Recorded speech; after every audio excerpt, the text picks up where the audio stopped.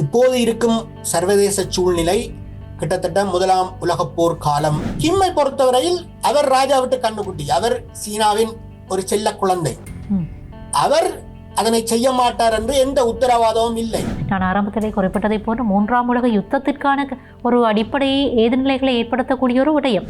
ஆப்பிரிக்காவின் மேல் முனையிலிருந்து புறப்பட்ட இஸ்லாமிய வீரர்கள் மேற்கு வரை வந்து சீனாவுக்கும் ரஷ்யாவுக்கும் தார்மீக கடமை எதுவும் கிடையாது. சீனா ரஷ்யா என உருவாகி வந்த போட்டி ஏகாதிபத்தியங்கள் துணையுடன் ஈரானும் இணைந்து ஸ்ரீமாவோ காலம் போல சைக்கிளுக்கு மாறுவது உடம்புக்கு நல்லது, பெட்ரோல் ஸ்டேஷன் சுற்றாடலுக்கு நல்லது. அதை விட என்னால் எதுவும் சொல்ல முடியாது.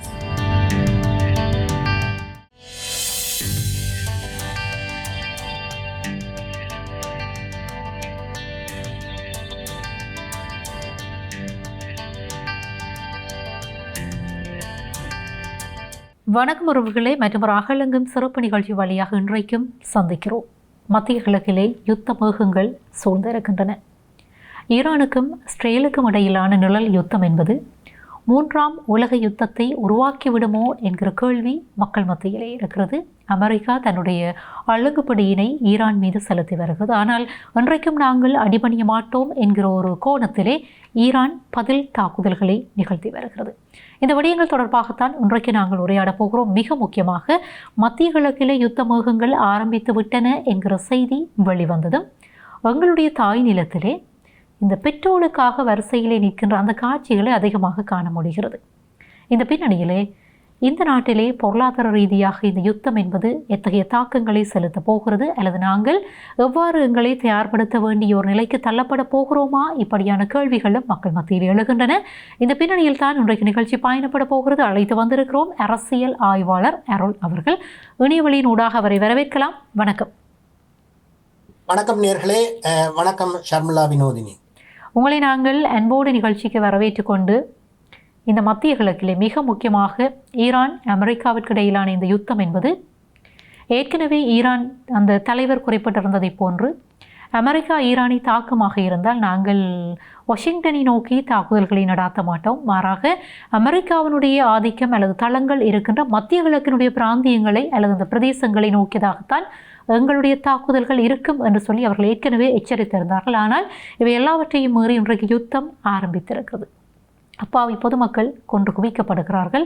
அந்த பிராந்தியத்தில் மட்டுமல்ல, உலகம் முழுவதும் பரபரப்பாக பேசப்படுகின்ற இந்த விடயம் எங்களுடைய தாய் நிலத்திலும் சலசலப்புகளை ஏற்படுத்த தொடங்கி இருக்கின்றன. இந்த பின்னணியிலே ஈரானுக்கும் அமெரிக்காவிற்கும் இடையிலான இந்த யுத்தம் என்பது அமெரிக்கா ஒரு காரணத்தை குறிப்பிடுகிறது. அங்கே எழுந்த மாணவர் புரட்சியை ஈரான் அடக்கிய விதம்தான் அது பிழையானது, மனித உரிமைகளுக்கு பங்கத்தை விளைவிக்கக்கூடிய ஒரு விடயம் என்பதை நேரடியாக அமெரிக்கா குறிப்பிடுகிறது. ஆனால் உண்மையிலே இந்த ஈரானுக்கும் அமெரிக்காவிற்கும் இடையிலான இந்த யுத்த சூழ்நிலைகள் எவ்வாறு எழுந்தன, இதனுடைய உண்மையான காரணம் தான் என்ன? வரலாற்று காலம் தொடக்கம் மத்திய கிழக்கும் மேற்கும் பகையுணர்வுடன் தான் போராடி வாழ்ந்து வீழ்ந்து வந்திருக்கின்றனர். அதற்கு முக்கியமான காரணம் கப்பல் இன்ஜின் கண்டுபிடிக்கப்பட முற்பட்ட பாய்மர கப்பல் காலத்தில் அல்லது பட்டுப்பாதை என்று குறிப்பிடப்படும் சில்க் ரூட் காலத்தில் மத்திய கிழக்கு வாழ் மக்கள்தான் வர்த்தகர்களாக, ட்ரேடர்ஸ் ஆக இருந்தார்கள். எமது அந்தலை அல்லது எமது தேசங்கள் மிளகு போன்ற அபூர்வ பொருட்களை, உணவை பலகாலம் பாதுகாக்க வல்ல பொருட்களை தயாரித்து பாதுகாக்கக்கூடிய பண்டங்களை இங்கு ஏற்றுமதி செய்யும் விருப்பத்திலும் வியாபாரத்திலும் ஈடுபட்டிருந்தார்கள். ஆனால் வியாபாரிகளாக மத்திய கிழக்கு மக்களே இருந்தார்கள், வாழ்ந்தார்கள். கப்பல் இன்ஜின் கண்டுபிடிக்கப்பட்டு அல்லது முதலாக வாஸ்கோடகாமா கோழிக்கோட்டுக்கு வந்து சேர்ந்த காலத்திலிருந்து அவர்களது இந்த வர்த்தகம் மிக மோசமாக பாதிக்கப்பட்டது. அதற்கு முன்பும் சிலுவை போர் தோன்றுவதற்கான காரணியாக இன்றைய மத்திய கிழக்கு சூழலிலிருந்து அல்லது ஆப்பிரிக்காவின் மேல் முனையிலிருந்து புறப்பட்ட இஸ்லாமிய வீரர்கள் மேற்கு வரை வந்து ஸ்பானியா போன்ற நாடுகளை வென்று ஆண்டு வந்திருக்கிறார்கள். அந்த கலாச்சார தாக்கமும் இங்கு உண்டு. அதற்கு எதிராகத்தான் சிலுவை போரை நடத்தினோம் என்பதனை ஈராக்குக்கு எதிராக வஞ்சக யுத்தத்தை அறிவித்த புஷ் அவர்கள் கூட தந்திரமாக தனது பிரச்சார உத்தியாக பாவித்தார். இன்றைய சூழலுக்கு அல்லது இன்றைய நெருக்கடிக்கு மிக முக்கியமாக காரணம் கூறப்படுவது சீனா, ரஷ்யா என உருவாகி வந்த போட்டி ஏகாதிபத்தியங்கள் துணையுடன் ஈரானும் இணைந்து அமெரிக்கா இன்று நிமிர்ந்து நிற்க அல்லது உலகை கொள்ளையடிக்க பொருளாதார ஏதுவாக இருக்கும் பெட்ரோ டாலர் திட்டத்தை முறியடிப்பதே உண்மையான நோக்கம் என்று அரசியல் பொருளாதார வல்லுநர்கள் கூறுகின்றனர். மறுபுறத்தில் இதே குற்றச்சாட்டைத்தான் லிபியாவை கபலீகரம் செய்த போது தங்கம் போன்ற விலையுயர் உலோகங்களில் எண்ணெய்க்கான பணத்தை கொடுக்க வேண்டும் என்று கடாஃபி வற்புறுத்தியதாக குற்றஞ்சாட்டினார்கள். கடாஃபி உருவாக்கி வைத்திருந்த பல இலவசங்கள் மக்களுக்கு கிடைத்த ஒரு தேசிய சோசலிச நாட்டை சூறையாடினார்கள். ஈராக் கொள்ளையடிக்கப்பட்ட போதும் இதே குற்றச்சாட்டு தான் எழுந்தது. ஒரு நாணயத்தை உருவாக்க அல்லது ஐரோப்பிய டாலரில் எண்ணெய் வியாபாரம் செய்ய அங்கல் சதாம் ஹுசைன் முயன்றார் என்ற குற்றச்சாட்டு எழுந்தது. அப்போது வெளிவந்த ஹாலிவுட் படங்களை நீங்கள் பார்த்தாலே, ஒரு படத்தில் டாம் குரூஸ் தனது உதவியாளருக்கு சொல்லுவார், ஈராக் ஒரு வளர்ந்த நாடு என்று. ஒரு புறத்தில் ஒரு முதலாளித்துவ வளர்ச்சியை இது போன்ற மத்திய கிழக்கு நாடுகளில் அல்லது எங்களது தேசங்கள் போன்ற நாடுகளில் உருவாவதை, வளர்வதை இவர்கள் சகித்துக் கொள்வதில்லை. ஏன் சகித்துக் கொள்வதில்லை என்று நீங்கள் கேட்பீர்கள். அதற்கு முக்கிய காரணம், பின்பு இவர்கள் சர்வதேச நாணய நிதியத்திடம் கடன் வாங்க வரமாட்டார்கள். ஆக மொத்தத்தில் நிமிர்ந்து நிற்பவர்கள் யாராயினும், அது கரிகாலனாக இருக்கலாம், அங்கல் சதாமாக இருக்கலாம், அல்லது ஆபிரிக்க மேன்முனையின் வீரன் கடாஃபியாக இருக்கலாம், அல்லது இன்று 37 ஆண்டுகளாக ஈரானை அந்நியர்களுக்கு எதிராக தடுப்பு கவசமாக இருந்து தனது பாதுகாப்பையும் பற்றி சற்றும் கவலைப்படாது தன்னுயிரை துச்சமென மறைத்து தன்னுயிரை பலியாக்கி மக்களின் விடுதலைக்காக மாண்டு போன கமேனி அவர்களை கூட இந்த பட்டியலில் தான் நீங்கள் சேர்க்க வேண்டும். அப்படியானால் உங்களுடைய கூற்றின் பிரகாரம், அதாவது லிபியாவிலே என்ன விடயம் நிகழ்ந்ததோ அதுதான் ஏனைய நாடுகளுக்கும் நிகழ்ந்திருக்கிறது. ஈராக்கிலும் அதுதான், இன்றைக்கு ஈரானிலும் அதுதான். அப்படியானால் ஏனைய அரேபிய நாடுகள் அமெரிக்காவிற்கு சார்பான நிலைப்பாடுகளை கொண்டிருக்கின்றன. ஆனால் நான் குறிப்பிட்ட இந்த குறித்த சில நாடுகள் அமெரிக்காவிற்கு எதிராக, இந்த ஏகாதிபத்தியத்திற்கு எதிரான மனோநிலையோடு போராடிய நாடுகளாக இவை காணப்படுகின்றன. இன்றைக்கு வரைக்கும் போராடி கொண்டிருக்கின்றன. இந்த பின்னணியிலே அமெரிக்காவுடைய ஒரே ஒரு இலக்கு என்பது பொருளாதார பலம். தன்னுடைய அந்த ஏகாதிபத்திய ஆதிக்கத்தை அடிப்படையாக வைத்துத்தான் இதனை நிகழ்த்தி இருக்கிறது என்கிற அந்த புரிதல் எங்களுக்கு எழும்.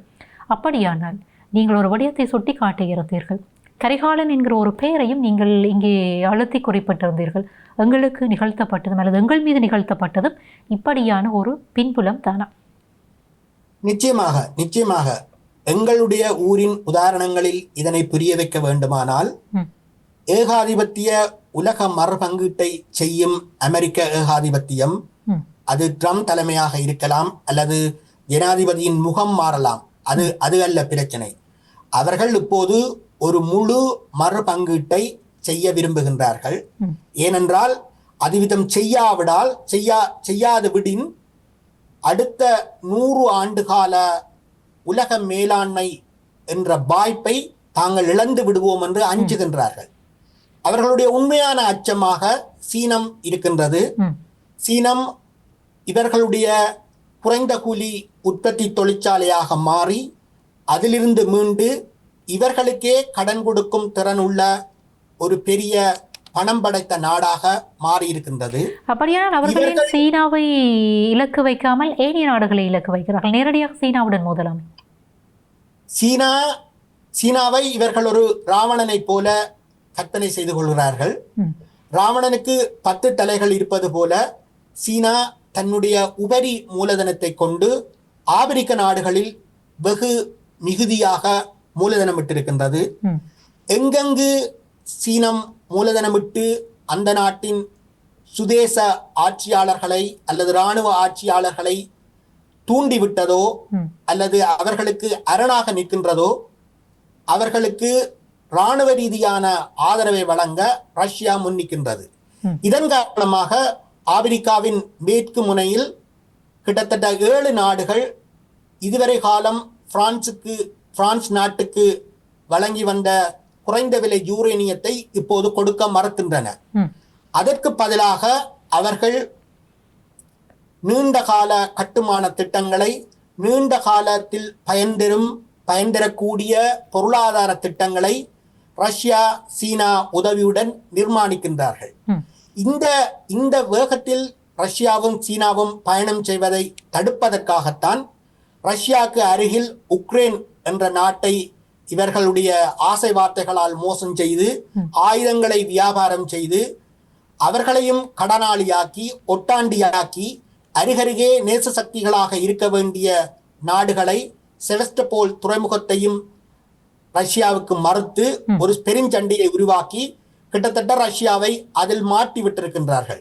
இப்போது ரஷ்யாவால் விரும்பினாலும் ஈரானுக்கு உதவ முடியாத ஒரு சூழல் இருக்கிறது. அதுபோல சீனாவை மிரட்டவும், சீனாவின் பகுதி என்று இப்போதும் உலக வரலாற்று அறிஞர்களால் நம்பப்படும் தாய்வான் போன்ற தீவுகளில் பிரச்சனைகளை உருவாக்கி மிரட்ட முனைகின்றார்கள். பிலிப்பைன்ஸில் மீண்டும் அமெரிக்க படைத்தளங்களை உருவாக்கி, படைக்குவிப்பை உருவாக்கி இந்த சீனாவை மிரட்ட முடியும் என்று நம்புகின்றார்கள். நேற்று முந்த நாள் கூட வடகொரியா அதிபரோடு வாய்ச்சண்டையில் இறங்கி இருக்கின்றார்கள். ஆனால் வடகொரிய அதிபரிடம் அணுகுண்டு இனிமேல் தான் தயாரிக்க வேண்டும் என்ற தேவையில் இல்லாதவர். அவர் நேரடியாக அணுகுண்டு யுத்தத்தில் தான் இறங்குவேன். தென்கொரியாவில் நீங்கள் அமெரிக்க கூட்டு பயிற்சியில் ஈடுபட்டால் அதனை சந்திக்க அல்லது நீங்கள் ஊடுருவினால் நான் அணுகுண்டை பாவிப்பேன் என்று சொல்லி இருக்கின்றார். அவ்வாறு நிகழ்த்தப்படுவதற்கான வாய்ப்புகள் இருக்கிறதா? ஏனென்றால் அணுகுண்டு என்பது பாரதூரமான விளைவுகளை ஏற்படுத்தக்கூடிய, நான் ஆரம்பத்திலே குறிப்பிட்டதை போன்ற 3ஆம் உலக யுத்தத்திற்கான ஒரு அடிப்படை ஏதுநிலைகளை ஏற்படுத்தக்கூடிய ஒரு விடயம். இப்படி இருக்க ஒரு வாய்ப்பேச்சாக மட்டும் இது இருக்குமா, அல்லது பயன்படுத்தக்கூடிய ஏதுநிலைகள் காணப்படுகின்றனவா இன்றைய யுத்த சூழ்நிலைகளை பார்க்கிற போது? இப்போது இருக்கும் சர்வதேச சூழ்நிலை கிட்டத்தட்ட 1ஆம் உலகப்போர் காலம் போன்ற ஒரு சூழ்நிலை தான் இருக்கின்றது. 2ஆம் உலகப்போர் காலகட்டத்தில் முற்போக்கு முகாம் என்ற ஒன்று இருந்தது. அதற்கு சோவியத் யூனியன் தலைமை தாங்கியது. பாசிச எதிர்ப்பு போராளியாக உலகில் முதல் பாட்டாளி வர்க்க அதிகாரத்தை நிறுவி காட்டிய தோழர் ஸ்டாலினின் சீரான வழிகாட்டல் இருந்தது. மறுபுறத்தில் ஏகாதிபத்திய ஜப்பானின் ஊடுருவலை அல்லது தாண்டோன்றித்தனத்தை முறியடிக்க மக்கள் சீனம் கம்யூனிஸ்ட் கட்சியாகவும் கோமிண்டாங் கட்சியாகவும் ஐக்கிய முன்னணி அமைத்து போராடி கொண்டிருந்தது. ஆக மொத்தத்தில் எல்லா முனைகளிலும் பாசிசத்தை எதிர்த்து, உலகை மறுபங்கீடு செய்யும் வேட்டைக்காரரை எதிர்த்து போராட மக்கள் தரப்பிலும் ஆட்கள் இருந்தார்கள். ஆனால் இம்முறை அப்படி அல்ல. சீனாவுக்கும் ரஷ்யாவுக்கும் தார்மீக கடமை எதுவும் கிடையாது. ஈரானுக்கு உதவ வேண்டும் என்ற தார்மீக கடமை எதுவும் கிடையாது. அது சோவியத் யூனியனோ மக்கள் சீனமோ அல்ல. அவை இரண்டுமே ஏகாதிபத்தியங்கள்.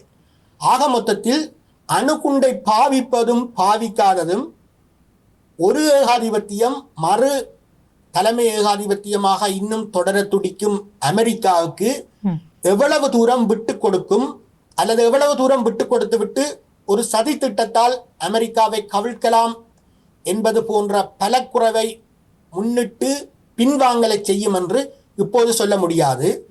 ஆனால் கிம்மை பொறுத்தவரையில் அவர் ராஜா விட்டு கண்ணுக்குட்டி. அவர் சீனாவின் ஒரு செல்ல குழந்தை.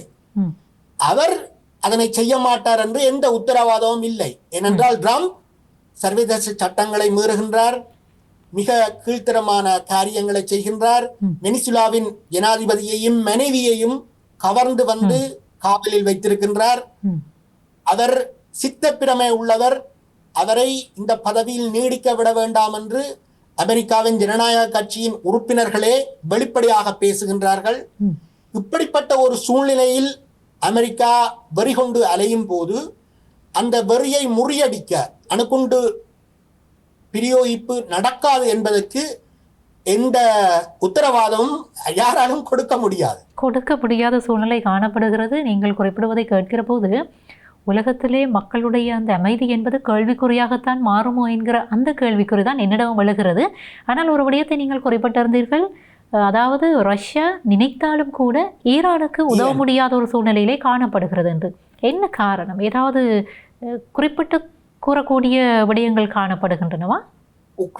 உக்ரைன் யுத்தத்தில் அவர்களுடைய வளங்கள் முடக்கப்பட்டுள்ளது.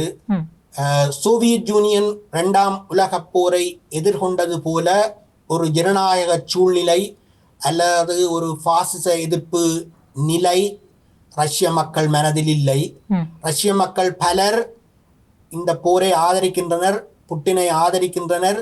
ஏனென்றால் அவர்கள் இது மேற்கின் திட்டம், நெப்போலியன் காலம் போல, கெங்கிஸ்கான் காலம் போல வளமிகு எங்கள் தாய்நாடான தந்தையர் நாடான ரஷ்யாவை கொள்ளையடிக்க மேற்குலகு திரண்டு வருகிறது.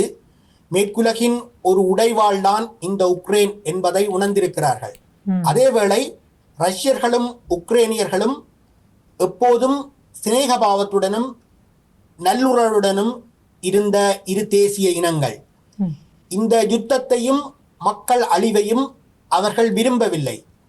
அதேவேளை இந்த நேட்டோ நாடுகளும் குறிப்பாக அமெரிக்காவும் தங்கள் ஆயுத வியாபாரத்தை செய்வதற்காகவும் திரண்டு கொளுத்த உக்ரேனிய வளங்களை கொள்ளையடிப்பதற்காகவும் உக்ரேனிய ஆட்சியாளர்களுக்கு கொம்பு சீவிக்கொண்டே இருக்கின்றனர். இந்நேரத்தில் அவர்களுடைய கவனத்தை, ரஷ்யாவினுடைய கவனத்தை, அதாவது சுருக்கமாக சொன்னால் ரஷ்யாவினுடைய கடற்படை விரைந்து சென்று ஈரானிய கடற்படைகளுக்கு உதவியாக அமெரிக்காவின் விமானந்தாங்கி கப்பல்களான ஜெரால்டையோ அப்ரஹாம் லிங்கனையோ தடுத்து நிறுத்தவோ அச்சுறுத்தவோ முனையும் பட்சத்தில் இவர்கள் உக்ரைனை மீண்டும் தூண்டிவிட்டு செவஸ்டோபோல் துறைமுகத்தை கைப்பற்றக்கூடும். இது போன்ற ஒரு சூழ்நிலையை தடுப்பதற்காகவே ரஷ்யா முன் கை எடுக்காமல் எச்சரிக்கைகளோடும் அல்லது ரகசியமான உதவிகளோடும் இருக்கின்றது என்று நான் ஐயுறுகிறீர்கள். அதே நேரத்திலே இந்த யுத்தம் என்பது உலக அரசியல் ஒழுங்கிலே அல்லது ஒழுங்குகளில் பல்வேறு மாற்றங்களை நிகழ்த்தக்கூடிய வாய்ப்புகள் இருக்கின்றன என்கிறார்கள் அதாவது இந்த அரசியல் ரீதியான ஆய்வுகளை மேற்கொள்ளுகிறவர்கள். உங்களுடைய பார்வையிலே எழுந்திருக்கின்ற மத்திய கிழக்கிலே எழுந்திருக்கின்ற இந்த நிலைமைகள் வலிந்த மேற்கத்திய நாடுகளை கூட உள்ளீர்த்திருக்கின்றன. உதாரணமாக நாங்கள் குறிப்பிட்டால் பிரித்தானியா இதுவரைக்கும் தான் இந்த யுத்தத்தில் நேரடியாக பங்கெடுக்க மாட்டேன் என்று சொல்லி குறிப்பிட்டு கொண்டிருந்தது. ஆனால் பிரித்தானியா அழைக்கப்பட்டிருக்கிறது, பிரித்தானியா அங்கே உள்ளீர்க்கப்பட்டிருக்கிறது. இவ்வாறாக சில மேற்கத்திய நாடுகளும் மத்திய கிழக்கை நோக்கி இழுக்கப்பட்டிருக்கிறார்கள் என்று சொல்லி நாங்கள் குறிப்பிடலாம். இந்த சூழ்நிலைகள் வருகின்ற நாட்களிலே அல்லது வரப்போகின்ற காலங்களிலே உலக அரசியல் ஒழுங்குகளிலே எத்தகைய மாற்றங்களை ஏற்படுத்தும்? இதிலே நாங்கள் என்னவாக போகிறோம்? ஏனென்றால் நாங்கள் பிராந்திய ரீதியிலே ஒரு புவிசார் அரசியல் ரீதியிலே முக்கியமான ஒரு நாடாக இருக்கிறோம். அண்மையில் கூட சில செய்திகளை பார்த்திருந்தேன். அமெரிக்காவினுடைய அடுத்த இலக்கு இந்தியாவாக கூட இருக்கலாம் என்கிற ஒரு கோணத்தில் சில ஆய்வுகளை காண முடிந்தது. டொனால்ட் ட்ரம்ப் கூட குறிப்பிட்டிருந்தார், மோடி தனக்கு நண்பன், ஆனாலும் நண்பன் இல்லையா என்கிற ஒரு அடிப்படையிலும் சில கருத்துக்களை வெளிப்படுத்தியிருந்தார். எப்படி பார்க்கிறீர்கள்? முதலில் நீங்கள் கேட்ட முதல் கேள்வியிலிருந்து ஆரம்பிக்க வேண்டுமானால், இன்றைய சூழல் என்பது ஒரு விதத்தில் அமெரிக்கா சொல்லும் பசப்பு ஜனநாயகத்தை அல்லது பரம்பரை ஆட்சி தொடர வேண்டும், ஒரு போலி ஜனநாயகம் நிலவ வேண்டும் என்று சொல்கின்ற அணிக்கும், இல்லை ஏகாதிபத்திய உலகம் கொடுமையானது, ஏகாதிபத்திய உலகம் மூலவளச் சுரண்டலையும் எங்களுடைய உழைப்பையும் கொள்ளையடிக்கின்றது, சர்வதேச நாணய நிதியம் போன்ற பின்கதவு காலனித்துவவாதிகளால் எங்கள் தேசங்களை கொள்ளையடிக்கின்றது என்று சொல்லும் இரு அணிகளுக்கிடையிலான மோதல் என்று கூட சொல்லலாம். இன்னும் தெளிவாக சொல்ல போனால், ஈரானிய புரட்சி 79 நடந்த போது ஈரானில் இருந்த அமெரிக்க கைகூலி ஷா அரசை, அவர் தங்கத்தாலான மயிலாசனம் கூட வைத்திருந்தவர், அவரிடம் ஆட்சி அதிகாரத்தை பறிப்பதற்கு கம்யூனிஸ்டுகளும் மதவாதிகளும் முனைந்தனர். மதவாதிகள் தான் அதில் வெற்றி பெற்றனர். மதவாதிகள் கம்யூனிஸ்டுகளை துரத்தி வேட்டையாடினர். இப்போது மதவாதிகள் பல சமரசங்களை செய்து அமெரிக்காவோடு ஒரு ஒப்புதலுக்கு வந்து தங்களது ஆட்சி அதிகாரத்தை காப்பாற்ற கிட்டத்தட்ட 23 ஆண்டுகள் பேச்சுவார்த்தைகளில் அல்லது சமரசங்களில் ஈடுபட்டனர். ஆனால் கடாஃபி கூட பாலைவன ஒப்பந்தம் என்ற ஒரு ஒப்பந்தத்தை டொனி பிளேயரோடு நடத்தினார். ஆனால் சண்டை தொடங்கியவுடன் Washington times and New York times எழுதியது he always change his terms என்று எழுதியது. குறிப்பாக சொன்னால் ஏகாதிபத்தியம் ஒரு முதலாளித்துவ சக்தி.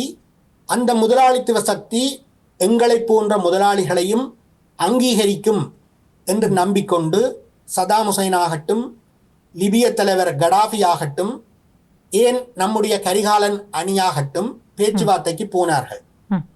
பேச்சுவார்த்தைக்கு போன போது இறுதியாக விடுதலை புலிகள் மேசையில் போட்ட வரைவானது இன்டரீம் செல்ஃப் கவர்மெண்ட் அக்ரிமெண்ட், இடைக்கால தன்னாட்சி திட்டம். அந்த இடைக்கால தன்னாட்சி திட்டத்தில் விடுதலை புலிகள் ஒரு ஷரத்தை, ஒரு அனுபந்தத்தை இணைத்தார்கள். இதுவரை காலம் செய்யப்பட்ட ஒப்பந்தங்களை கௌரவிக்க வேண்டுமாயின் இனிமேல் அந்த ஒப்பந்தங்களுக்கான பணப்பட்டுவாடாவை எங்களிடம் தந்துவிட வேண்டும் என்பதுதான் அந்த அனுபந்தம். இந்த அனுபந்தத்தை அவர்கள் ஒரு முதுகெலும்புள்ள நிமிர்ந்து நிற்க விரும்புகின்ற, முதலாளித்துவ அரசை கட்டியெழுப்ப விரும்புகின்ற ஒரு தலைவனின் கூற்றாக பார்க்கின்றார்கள். இதனை அவர்கள் சகித்துக் கொள்ள முடியாது.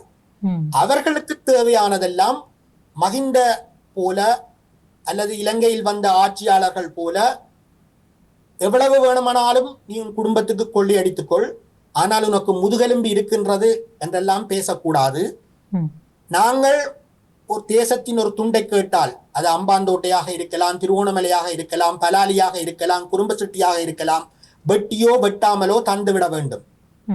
அல்லது நாங்கள் மண்டதீவிலேன் கிரிக்கெட் ஸ்டேடியம் கட்டுகின்றோம் என்று நீ கேட்கக்கூடாது.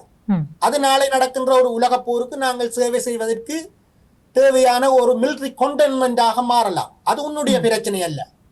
குறிப்பாக நீங்கள் கோத்தபாயா விவகாரத்தை அவதானித்து பார்த்தாலும் கோத்தபாயா அமெரிக்க பாதுகாப்பு ஒப்பந்தம் செய்து கொள்ளப்படுவதை நிராகரித்தார்.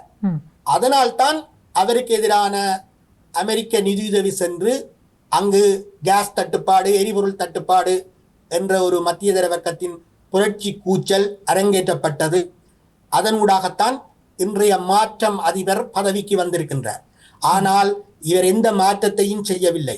அப்படியானால் உங்களுடைய இந்த கருத்தின் பிரகாரம் தற்பொழுது ஆட்சியில் இருக்கின்ற அதிபர் அனுரகுமார் திசாநாயக்க அவர்கள் அமெரிக்காவிற்கு சாதகமான கொள்கைகளோடு நாட்டை கொண்டு செல்லுகிறார் என்று புரிந்து கொள்ளலாமா? நிச்சயமாக அவர் அமெரிக்காவுக்கு சாதகமான கொள்கைகளோடு தான் இருக்கின்றார். அப்படித்தான் அவர் தன்னுடைய பதவியை காப்பாற்ற வேண்டும். நீங்கள் குறிப்பிட்ட ஸ்ரீமான் நரேந்திர மோடி அவர்கள் கூட சற்று நாட்களுக்கு முன்பு அமெரிக்காவுக்கு ஓடி சென்று ஆட்சி அதிகாரம் அவர்களுடைய கைக்கு மாறப்போகின்றது, விரைவாக மாறப்போகின்றது என்ற துணிவில் தான் இப்போது அஷ்டாங்க பஞ்சாங்க நமஸ்காரங்களை செய்து கொண்டிருக்கின்றார். ஆனால் லிபியா, ஈராக் வகைராக்களோடு ஒப்பிடும்போது ஈரான் சற்று வித்தியாசமாக இருக்கின்றது. முதலாவதாக இது என்னுடைய ஆய்வில்ல, நண்பர் தமிழ்நெட் ஜெயச்சந்திரன் கோபிநாத் அவர்கள் செய்திகளை தொகுத்து குறுஞ்செய்திகளாக தெரும் செய்திகளிலிருந்து நான் இதை சொல்லுகின்றேன். அமெரிக்க தளங்கள் கிட்டத்தட்ட சராசரியாக 5000 துவக்கம் 10,000 வரையிலான படை வீரர்களை கொண்ட கடற்படை, வான்தளங்கள், தரைப்படை தளங்கள் மத்திய கிழக்கின் பல்வேறு பாகங்களில் உண்டு. அந்த பல்வேறு பாகங்களில் உள்ள தளங்களை ஈரான் தாக்காது என்ற குருட்டு நம்பிக்கை ட்ரம்பிடம் இருந்தது. ஆனால் நேற்று அது மாறி இருக்கின்றது. உலக சண்டிய ட்ரம் நேற்று சொல்லிவிட்டார், இந்த சண்டை 4 கிழமைகள் நீடிக்கும் என்று. இன்னொரு விடயத்தையும் இன்று காலை இன்னொரு நண்பரும் நான் முன்பு குறிப்பிட்ட ஜெயச்சந்திரன் கோபிநாத் அவர்களும் எனக்கு குறுஞ்செய்தி ஊடாக தெரிவித்தார்கள். இப்போது ஈரான் உபயோகித்துக் கொண்டிருக்கும் பாலிஸ்டிக் மிசைல் என்று சொல்லப்படும் 350 கிலோமீட்டர் வரை செல்லக்கூடிய மிசைல்கள் மிகவும் பலன் குறைந்தவை அல்லது குறைந்த அழிவுகளை ஏற்படுத்தக்கூடியவை. அவர்கள் சேமிப்பில் இதைவிட தீவிரமான விஷயங்களை வைத்திருக்கின்றார்கள்.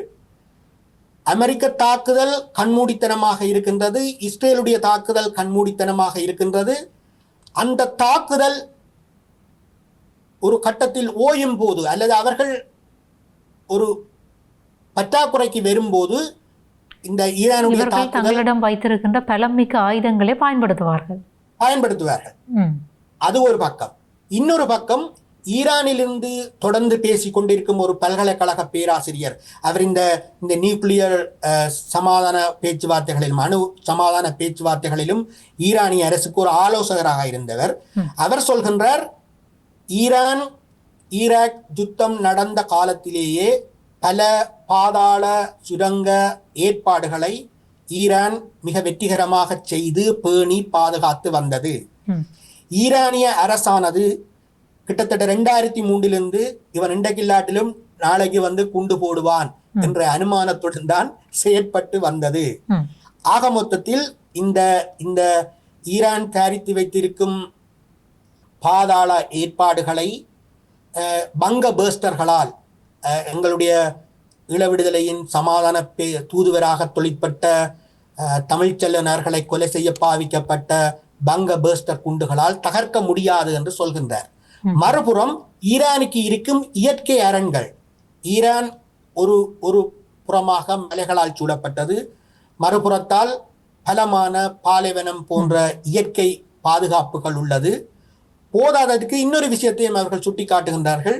லிபியாவிற்குள்ளும் ஈராக்குள்ளும் புகுந்தது போல ஒரு தரைப்படையை ஈரானுக்குள் அனுப்ப முடியாது. ஈரானுடைய தரைப்படை, குறிப்பாக பெண்கள், அங்கு பல அங்கேற்கண்ணிகள் இருக்கின்றார்கள் என்று சொல்லப்படுகின்றது. அங்கேற்கண்ணிகள் கடலுக்குள்ளும் நீந்தி செல்லலாம், தரையிலும் நீண்ட சண்டைக்கு தயாரானவர்கள் என்று சொல்லப்படுகின்றது. நீங்கள் கேட்கலாம், அமெரிக்காவுக்கு ஆதரவாக இறந்த ஈரானிய அதிபரின் உச்ச தலைவரின் இறப்பை கொண்டாடி கூட அங்கு ஊர்வலங்கள். நிச்சயமாக இந்த கேள்வி நான் கேட்பதற்கு தான் இருந்தேன். ஒரு புறத்திலே கண்ணீர் வடிக்கிறார்கள், இன்னும் ஒரு புறத்திலே அதை கொண்டாடி தீர்க்கின்ற ஒரு மனநிலை காணப்படுகிறது. அதாவது இந்த மறைந்த கமேனி அவர்கள் ஒரு இறையினுடைய ஒரு வடிவாக பார்க்கப்படுகிற அதே நேரத்தில் அவர் மீதும் சில குற்றச்சாட்டுகள் முன்வைக்கப்படுகின்றன. மிக முக்கியமாக இந்த ஐஆர்ஜி குரூப் என்று அழைக்கப்படுகிற இந்த உருவாக்கம் கூட பல்வேறு மறைமுகமான செயற்பாடுகளை நாட்டிற்குள்ளும் வெளியிலும் நிகழ்த்தி வருகிறது என்றெல்லாம் மக்கள் பேசிக்கொள்ளுகிறார்கள். இதே நேரத்திலே இந்த ஈரானை பொறுத்த வரைக்கும், ஈரான் எங்களுடைய தமிழ் மக்களை பொறுத்த வரைக்கும் அது ஒரு எதிர்நிலையான ஒரு மனநிலையை தான் கொண்டிருந்தது. ஆனால் இதே நாங்கள் இந்த அரபு நாடுகள் என்று பார்க்கிறது, பலஸ்தீனம் எங்களுக்கு சாதகமான சில நிலைமைகளை அந்த காலத்தில் எடுத்திருந்தது. இப்படியெல்லாம் பார்க்கிற போது இது ஒரு குழப்பமான சூழ்நிலையாக இல்லையா? இதை நாங்கள் எப்படி புரிந்து கொள்ள வேண்டும்? இதில் ஒரு குழப்பமும் இல்லை. எங்களுடைய தேசத்திலேயே, எங்களுடைய ஈழ தேசத்திலேயே இதற்கு உதாரணங்கள் இருக்கின்றது. இந்திய ஆக்கிரமிப்பு படை, அமைதி காக்கும் படை என்ற பெயரில் எங்கள் மண்ணை ஆக்கிரமிக்க முன்னாலேயே ஒரு படையின் சர்வாதிகாரம் என்ற ஜனநாயகமற்ற புலிகளின் ஆட்சி நமது மண்ணில் நிறுவப்பட்டு விட்டது. அதற்கு எதிராக ஒரு காலத்தில் ஈழ விடுதலையின் ஊற்றாக கருதப்பட்ட யாழ் பல்கலைக்கழகத்திலிருந்து விஜிதரன் போராட்டம் போன்ற பல ஜனநாயக போராட்டங்கள் நடந்தது. அவற்றில் சில அன்றைய யாழ் தளபதியான கிட்டண்ணா என்று அழைக்கப்பட்ட சதாசிவம் கிருஷ்ணமூர்த்தி அவர்களுக்கும் யாழ் பல்கலைக்கழக மாணவர்களுக்கும் இடையிலான தனிப்பட்ட மோதலாக கூட தென்பட்டது.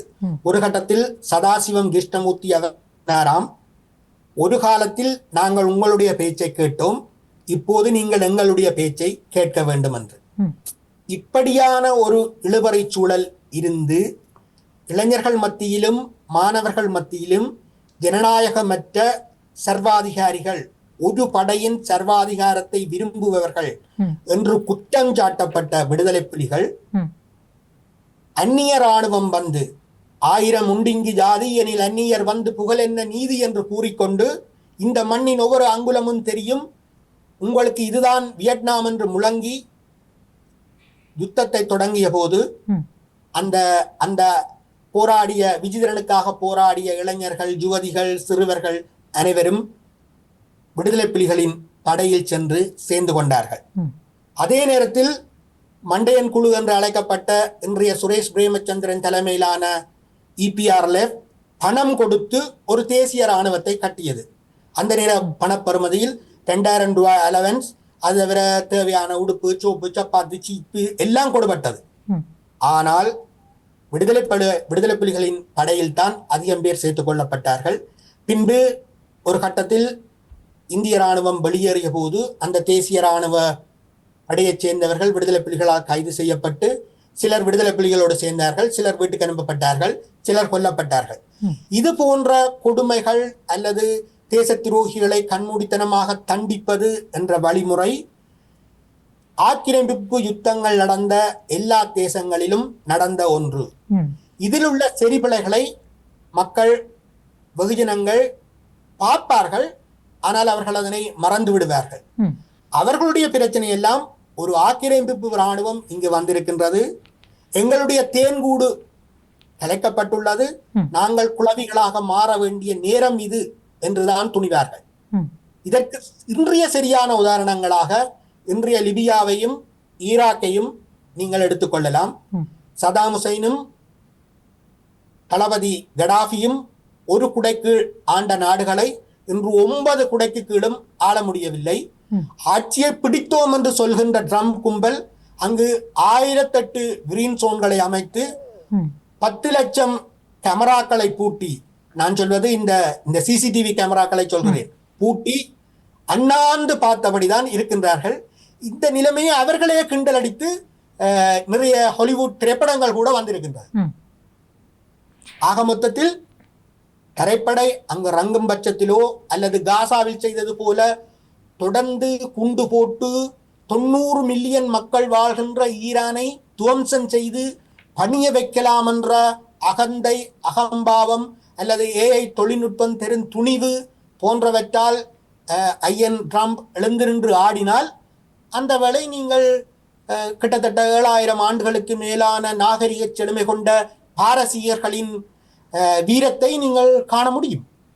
நிச்சயமாக மிக முக்கியமான ஒரு கருத்தை நீங்கள் வெளிப்படுத்த இருக்கிறீர்கள். அதே நேரத்திலே இத்தகைய இந்த போர் பதட்டம், இந்த போர் சூழ்நிலைகள், இந்த யுத்த சூழ்நிலைகள் எங்களுடைய தாய் நிலத்திலே ஏற்படுத்தக்கூடிய பல்வேறு நீண்டகால பாதிப்புகள் இருக்கின்றன. உதாரணமாக இன்றைக்கு உடனடியாக நாங்கள் பார்த்தோமாக இருந்தால் மத்திய கிழக்கிற்கான விமான போக்குவரத்துகள் நிறுத்தப்பட்டிருக்கின்றன, கட்டார் விமான நிலையம் தாக்கப்பட்டிருக்கிறது. ஆகவே இங்கே வருகின்ற டிரான்சிட் வழியாக வரக்கூடிய இந்த சுற்றுலா பயணிகள் அந்த எண்ணிக்கை என்பது குறைவடையும். இவ்வாறு நிகழ்த்தப்படுகிற போது இங்கே பொருளாதார ரீதியாக நாங்கள் சில ஆட்டங்களை காணக்கூடிய நிலைமைகளுக்கு தள்ளப்படுவோம். அது மட்டுமன்று இந்த பெட்ரோல் வரிசையில் இன்றைக்கே மக்கள் அங்கே காத்திருக்கின்ற, அது நேற்றைய தினத்தில் இருந்து காத்திருக்கின்ற பல்வேறு செய்திகளை எல்லாம் நாங்கள் பார்க்கிறோம், கண்கூடாக பார்க்கிறோம். ஆகவே இது எவ்வாறான எதிர்கால தாக்கங்களை எங்களுக்கு செலுத்தப் போகிறது? நாங்கள் எப்படி எங்களை தயார்படுத்திக் கொள்ள வேண்டும்? முதலாவது அச்சம் கொஞ்சம் ஊதி பெரிதாக்கப்படுவது என்றுதான் நினைக்கின்றன. அதாவது மத்திய கிழக்கில் உள்ள இலங்கையைச் சேர்ந்த அவர்கள் சிங்களவரோ தமிழரோ பணியாளர்களுடைய நிலைமை அல்லது அவர்களுடைய உயிர்களுக்கு சேதம் ஏற்படுமா என்ற கேள்வி. நிச்சயமாக இந்த ஈரானிலிருந்து ஏவப்படும் ஒரு பாலிஸ்டிக் மிசைலை கூட அவர்கள் மக்கள் குடியிருப்புகள் மீது இதுவரை ஏவவும் இல்லை, ஏவப்போவதும் இல்லை. ஏனென்றால் அவர்களுக்கு ஒவ்வொரு பாலிஸ்டிக் மிசைலும் பொன்னானது. பல மிசைல்கள் மறைக்கப்பட்டு அழிக்கப்படவும் வாய்ப்புகள் உள்ளது. இந்த மறைக்கப்பட்டு அழிக்கப்படும் மிசைல்கள், அதாவது எங்கள் ஊரில் உதிர்ந்த ஷெல் துண்டங்கள் போல அவை நிலத்தில் விழும்போது பொதுமக்களுக்கு அல்லது பணியாளர்களுக்கு சேதங்களை, அங்கவீனமாக்கலை அல்லது உயிர் சேதங்களை கூட ஏற்படுத்தலாம். ஆனால் இதுவரை கிடைத்த செய்திகளின்படி எனது நண்பர்கள், உறவினர்கள் கூட மத்திய கிழக்கில் பணிபுரிகின்றார்கள். சிலர் இங்கு கற்றுவிட்டு இங்கு இருக்கும் வேலையின்மை காரணமாக மத்திய கிழக்கில் சென்று பணிபுரிகின்றார்கள். அவர்களுடைய கூற்றுப்படி we are safe. மற்ற விஷயம் நீங்கள் கூறும் எரிபொருள் தட்டுப்பாடு என்பது நாங்கள் மீண்டும் ஸ்ரீமாவோ காலம் போல சைக்கிளுக்கு மாறுவது உடம்புக்கு நல்லது, பெட்ரோல் ஸ்டேஷன் சுற்றாடலுக்கு நல்லது. அதை விட என்னால் எதுவும் சொல்ல முடியாது. நிச்சயமாக நிலைமை நீடிக்கும் என்றுதான் நான் நினைக்கின்றேன். நீடிக்கும். அதே நேரத்தில் நீங்கள் குறிப்பிட்டதை போன்று எங்களுடைய பிரதேசங்களிலே பொதுவாக ஒரு எதிர்ப்பு கூறல்களை நிகழ்த்தக்கூடிய அல்லது இப்படி நிகழ்ந்து விடுமோ என்கிற ஒரு அச்சத்திலே தங்களுக்கு தேவையானதை சேமித்து கொள்ளக்கூடிய அந்த முறையிலும் மக்கள் ஈடுபடுகிறார்கள். ஆனால் வளமைக்கு மாறான அந்த கூட்டத்தை கூட்டுகிற ஒரு தன்மையும் இருக்கிறது. தேவைக்கு மேலதிகமாக சேமித்து வைக்கின்ற அந்த தன்மைகளும் கூட ஏற்றுக்கொள்ளப்பட முடியாதவை. எவ்வளவுதான் அரசு அறிவித்தாலும் அரசு அதிகாரிகள் அந்த செய்திகளை தெரியப்படுத்தினாலும் மக்கள் கேட்பதாக இல்லை. ஆனால் புரிந்து கொள்ள வேண்டும். இப்படியே நாங்களும் தொடர்ச்சியாக உரையாடலாம். ஆனால் நேரத்தையும் கருத்திலே கொண்டு நிகழ்ச்சியையும் நிறைவு செய்து கொள்ளப் போகிறோம். மிக்க நன்றி. நீங்கள் இணைய வழியினூடாக இணைந்து கொண்டு இன்றைக்கு பல்வேறு கருத்துக்களை வழங்கியமைக்காக. உடனடியாக தயாரித்து எமது மக்களுக்கு அரிய தகவல்களை வழங்க முன்வந்த உங்கள் துணிச்சலுக்கும் உங்களுடைய உதவியாளர்களுடைய நேரத்துக்கும் உங்களுடைய நேரத்திற்கும் எனது மனமார்ந்த நன்றிகள். நன்றி.